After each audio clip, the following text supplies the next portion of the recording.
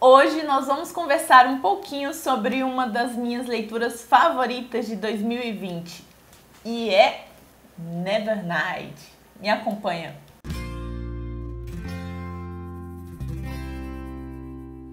Olá, para você que é novo aqui no canal e não me conhece, eu sou Fernanda e nós estamos aqui, nós que eu digo porque sou eu e o meu parceiro Jonatas, nós estamos aqui para compartilhar experiências literárias com vocês.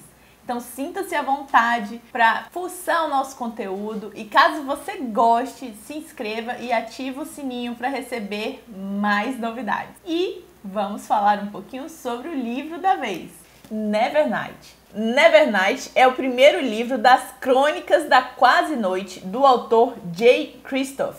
Ainda nós temos lançados aqui no Brasil mais 2 livros, God's Grave e Dark Dawn, estão aqui, ó.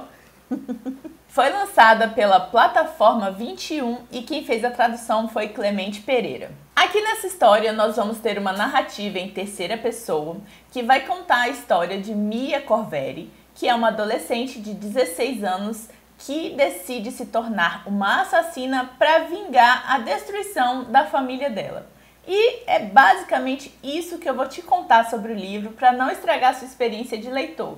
O resto do vídeo você pode assistir tranquilamente porque não vai ter spoiler, combinado? Muitas pessoas demonstraram curiosidade para saber como é a edição desse livro, então eu vou falar rapidamente. Ele tem folha branca e as letras elas vão variar aí numa fonte tamanho 11 a tamanho 15. E vai ter uma diferenciação só entre itálico e não itálico para uma fala de personagem para outra fala de personagem. Como o papel é branco, realmente prejudica um pouco a sua experiência de leitura se você estiver num lugar muito claro ou se você tiver uma sensibilidade maior para esse reflexo que a folha dá. Como eu não tive esse problema, então eu recomendo para você que queira ter a experiência de adquirir o livro, porque na minha opinião não foi prejudicial. Vou falar um pouquinho agora sobre a nossa protagonista aqui, a Mia. Mia é uma adolescente, como eu já disse, de 16 anos, que foi para essa escola de assassinos em busca de vingança. Só que Mia não é uma adolescente comum. Mia tem alguns poderes que a fazem ser especial, ainda mais dentro dessa escola de assassinos que cultua a deusa da escuridão, das sombras. E a Mia tem ali alguma relação com isso, mas ela não entende muito bem. Então ela já chega lá na escola causando várias coisas.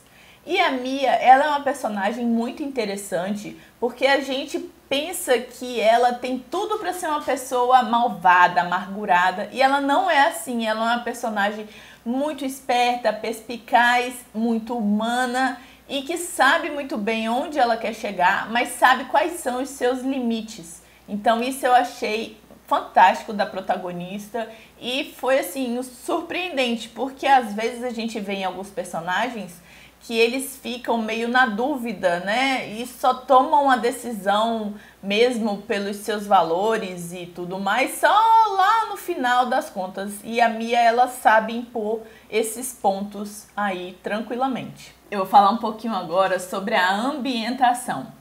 Aqui nesse livro, o autor nos apresenta Itreia.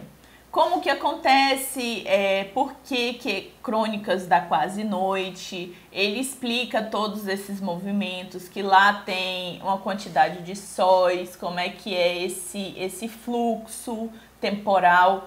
E eu achei assim muito interessante porque à medida que o autor vai descrevendo, você consegue imaginar o cenário que está ao redor, sabe? Demora um pouco para você acostumar com a narrativa, mas a partir do momento que você consegue pegar o ritmo da história, quando o autor começa a lançar essas informações, você consegue começar a montar o mapa na sua cabeça e como que acontece essa quase noite, né? Que é o lance daí do livro. Então, achei muito legal. A cidade, ele descreve de uma forma também muito tranquila, que dá para você se ambientar. Você não fica perdido, tá ali, tá lá e tá em determinado lugar. Você não fica assim, você consegue saber exatamente onde a Mia tá. Fora que no livro também tem um mapinha, né? Então, isso ajuda bastante a gente a fazer essa localização em espaço. E isso eu adoro quando o livro tem mapinha assim, principalmente quando é físico. Quando é e-book eu não consigo, mas físico eu adoro. Uma parte mais sensível da história, que o autor também acho que colocou de uma forma muito legal, é sobre a questão política, organizacional desse mundo de Treia. Teoricamente é uma república, só que o presidente, o governante, ele está no poder já há muitos anos, então tá quase virando uma ditadura ali. E ele tem que nos apresentar esse ambiente político porque assim, acontecem algumas coisas e a Mia acaba tendo que narrar fatos, né, e situações e experiências que envolve essa questão política no país. E o autor ele consegue ir lançando essas informações de forma que você consegue ir montando o quebra-cabeça sem ficar muito confuso. Ah, fulano faz isso, o ciclano faz aquilo. Então eu achei muito positiva essa parte da história. E inclusive a forma como a questão política também está relacionada com a religião. E a principal religião de Treia, que adora o Deus da Luz, é contrária à religião da escola onde a Mia vai estudar. Então faz esse antagonismo aí entre esses interesses, né? Porque um é a luz, outro é a sombra. E achei muito interessante a forma como o autor explica de onde surgiu essa rivalidade, como aconteceu tudo. Então eu achei assim muito legal essa parte da história. Para falar um pouquinho sobre a história, mas sem dar spoiler, eu só quero dizer assim, essa minha impressão que ficou, porque a Mia ir para uma escola de assassinas, ser uma assassina, ser treinada para isso, não foi uma novidade assim no livro, né? Porque nós já tivemos algo parecido com isso. Nós não, eu já tive a experiência de algo parecido com isso no Trono de Vidro, da Sarah J. Maas. O primeiro volume. Então essa questão da protagonista tá lidando com essa questão de ser assassina, de saber manusear a faca e não sei o que, não foi novidade, mas isso não estragou a experiência, porque assim, os motivos que levaram a protagonista, a forma como ela desenvolve essas capacidades, a própria protagonista foram assim bem diferentes. Então eu achei muito legal, porque ainda que a profissão seja a mesma, houve a surpresa, né, com relação ao desenvolvimento da história. E também sobre a história, uma coisa que eu gosto de avisar, porque às vezes algumas pessoas podem pegar aí para ler e se sentir um pouquinho incomodadas. Young Adult, a protagonista tem 16 anos, mas existem algumas cenas assim um pouco mais profundas da questão amorosa. Não tô querendo dizer assim com palavras muito abertas, mas deu para compreender. Se por acaso a pessoa que for ler for aí de uma idade que às vezes não se sente muito confortável com esse tipo de cena, eu já logo aviso que vão acontecer algumas no livro, então serve só como aviso. Você que ficou comigo aqui até esse momento do vídeo, eu vou falar um pouquinho das duas experiências negativas que eu tive com esse livro. A primeira experiência foi a questão das notas de rodapé. O narrador utilizou muito esse recurso, principalmente no início da história, para estar explicando alguns pontos ali na hora que ele citava um personagem da história de Treia. Aí ele vai e bota a nota de rodapé do porquê que aquele personagem é importante. Aí faz a narrativa, sei lá, da experiência do personagem, do porquê que ele é relevante.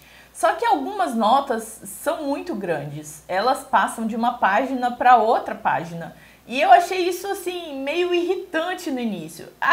Não é do livro inteiro não, ele vai até tipo 40% do livro com essas notas, mas eu achei que ficou cansativo. E o segundo ponto negativo que eu achei foi a questão da tradução.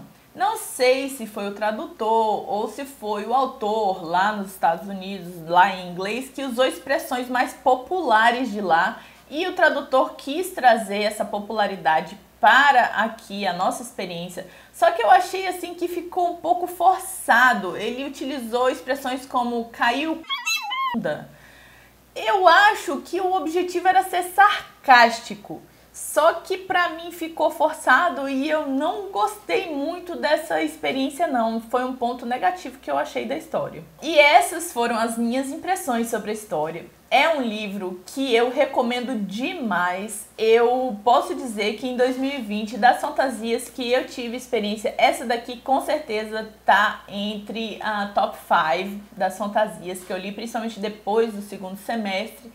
E eu acho que você deve dar uma chance para ela sim.